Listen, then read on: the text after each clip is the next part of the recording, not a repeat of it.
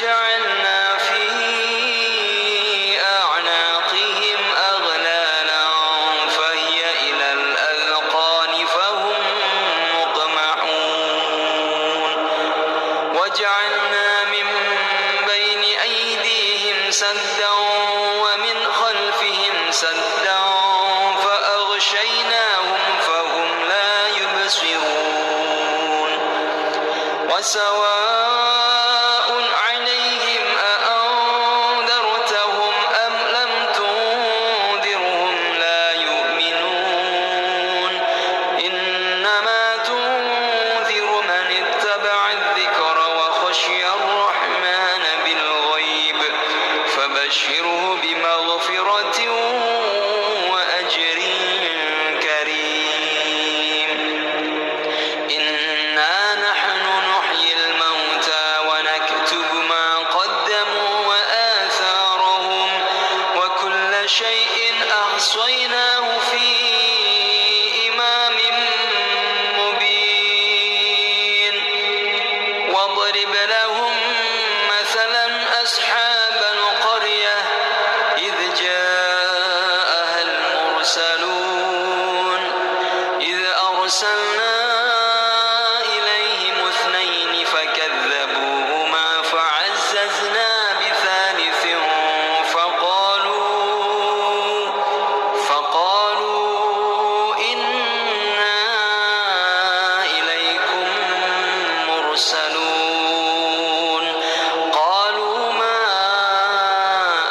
أنتم إلا بشر مثلنا وما أنزل الرحمن من شيء إن أنتم إلا تكذبون قالوا ربنا يعلم إنا إليكم لمرسلون وما علينا إلا البلاغ المبين قالوا إنا تطيرنا بكم لئن لم تنتهوا لنرجمنكم وليمسنكم منا عذاب أليم قالوا طائركم معكم أئن ذكرتم بل أنتم قوم مسرفون وجاء من أقصى المدينة رجل يسعى قال يا قوم اتبعوا المرسلين اتبعوا من لا يسألكم أجرا وهم مهتدون وما لي لا أعبد الذي فطرني وإليه ترجعون أأتخذ من دونه آلهة إن يردني الرحمن بضر لا تغن عني شفاعتهم شيئا ولا ينقذون إني إذا لفي ضلال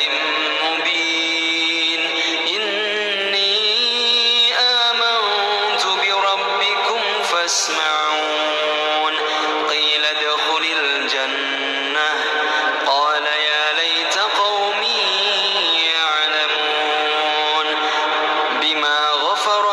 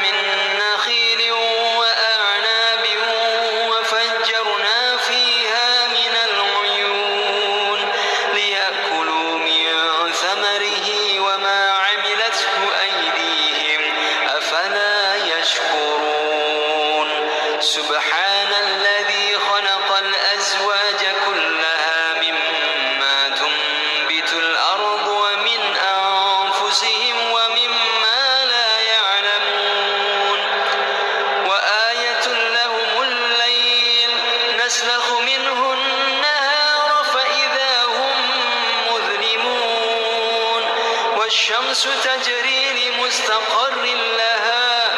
ذلك تقدير العزيز العليم